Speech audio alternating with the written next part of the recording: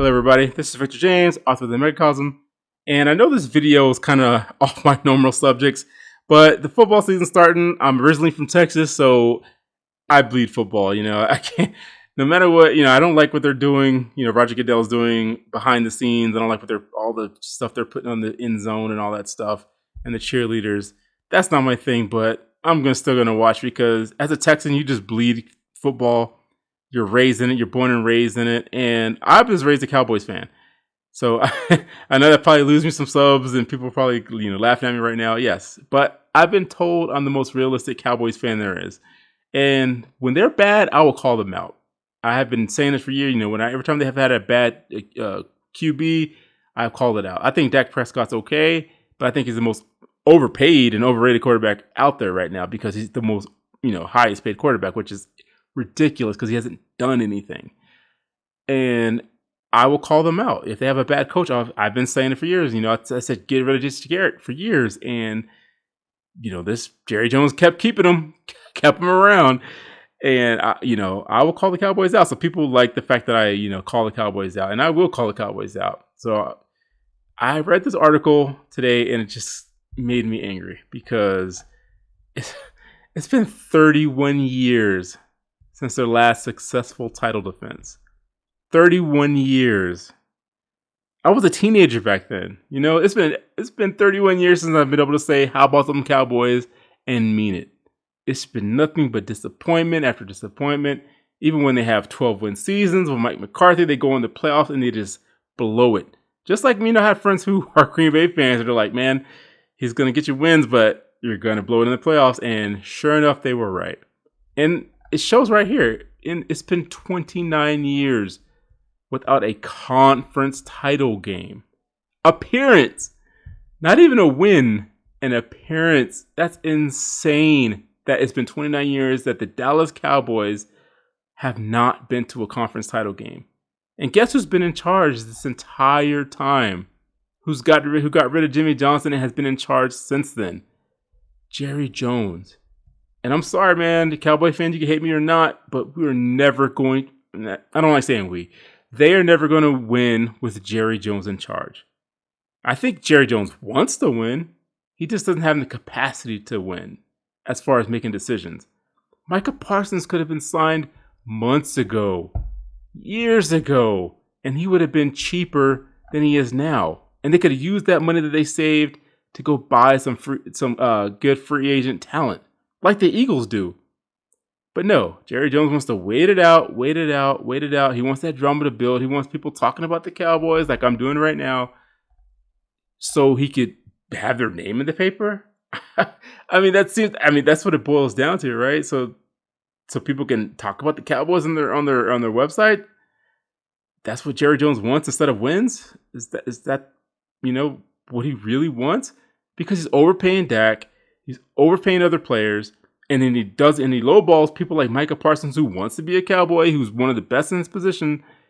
And now he's going to cost, and when he does sign him, because I think he's going to sign him, he's going to cost way more than he should have a few years ago. He could have set the market with him a few years ago and saved like 10, 15 million towards a cap.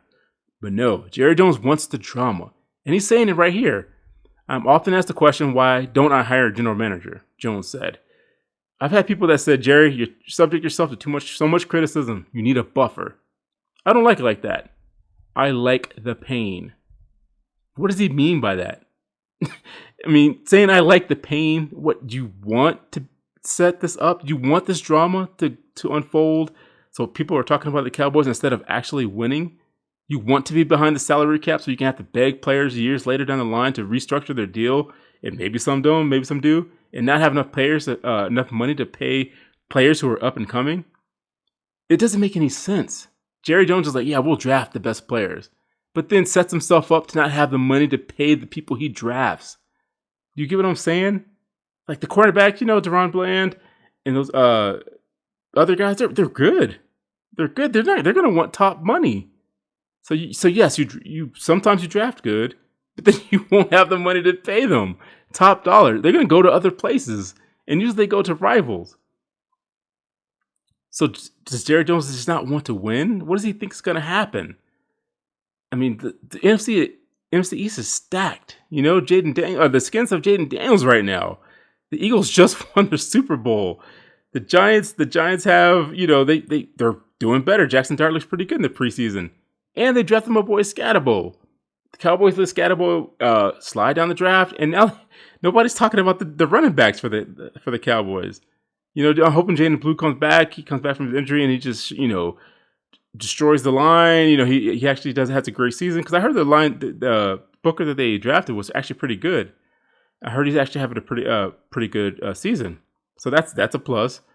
But nobody's really talking about, oh, hey, the Cowboys, you know, running backs are tearing it up. They could have had Scatterbo, but nah, Jerry Jones let him go. Probably because he didn't play for the SEC. If you play for the South, Jerry Jones, he'll draft you in a heartbeat. You know, that's all he ever drafts for. He barely drafts outside of the South for some reason. It's like he only watches the SEC for some reason. So my point is, the Cowboys, I know the Cowboys are going to hate me, fans, or you're probably going to agree with me at this point, because I think we all see it now. The problem is not, I've been blaming the coaches. I've been seeing, you know, the players are not playing. It's Jerry Jones. He is the common denominator in all this madness. It's been 29 years since the Cowboys have been to the NFC conference title game. He is the common denominator behind all that failure. That's failure. And I get it. He bought it at $140 million, and now the franchise is worth $12 billion. That's success. I say that's success. But that's on us fans. That's our fault, because we never held Jerry Jones accountable for being a bad GM. We never hold Jerry Jones accountable for having kept Garrett around way longer than he should have, and picking Mike McCarthy because he slept on his couch and they had a good time out. You know, out in the town. That's Jerry Jones' criteria. You know, you show him a good time, he'll pick you for head coach. And we've never held Jerry Jones, you know, to the fire for that. He knows that no matter what he puts on that field, us fans, we're going to keep on coming. Other fans stop. They start wearing bags on their head. You know, it's empty stadiums. Other fans won't go. But Cowboys fans, it's our year. This is the year. It's all going to come together. You know, Schottenheimer's that guy that no one else can tell had that talent. But Jerry Jones saw it, and he's going to be the guy that leads us to the Super Bowl this year. That's the Cowboys fan, you know, and I hope Schottenheimer is that guy. I mean, was it Jim Harbaugh?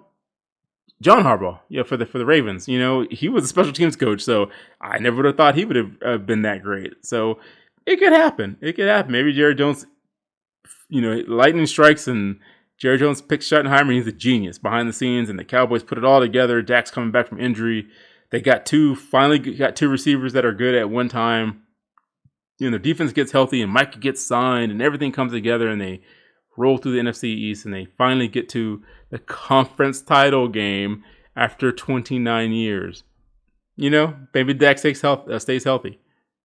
But am I going to bet everything on that? No. Because I'm sorry to say it, but Jerry Jones is still in charge. And he's just not going to give it up until, I mean, he's already, in his 80s, late 70s, early 80s. We were making fun of Joe Biden for not having his brain is not working. How do we know Jerry Jones is making the right decisions with a fully functional brain? But he's not going to give it up. He even said it down here at the end of the article. I was 46 years old when I bought the team. I was going to do this for the rest of my life. The rest of his life. And he obviously means it. He's going to die on this job. And the Cowboys are going to suffer until he does. But maybe I'm wrong, you know. Maybe at the end of the season, this video is going to be just come back to haunt me. I hope so. I hope everybody can clown. I hope you all the Dallas Cowboy fans who suffered along with me in the last 29 years can come back and say, like, you were stupid. Look how dumb you look at this video. I hope so. But let me know in the comments. Maybe I'm wrong. But this is the first video in a line of videos of sports related content I'm going to make, because football's coming around. And there's no reason to create another channel because I barely get views on this one. So I'm just going to make sports videos. And, if you guys like them, I'll spin it off to something else. But let me know in the comments. Is it Jerry Jones' fault? Maybe I'm, overreacting. Maybe this is the year. Right? Cowboys fans? Maybe this is the year. All right. So as usual, you can buy my book, Fiasco Adventure, on Amazon. Right now it's on sale for $13.67. I only have 3 available at this price. So I'd go ahead and give it a try. You can also buy it at Kindle for $9.99. I also have my website, themegacosm.com. Here I still have my book again, Fiasco Adventures. You have my shop where you can buy it from me directly, or you can shop from an Amazon. I also have a book called The Mark. I don't talk about this as much. It's a 99-cent novelette, and you can read the description, but it's actually selling really well, and people are starting to like this book. So I can go ahead and give that a read too as well. And here you can read my short stories for free.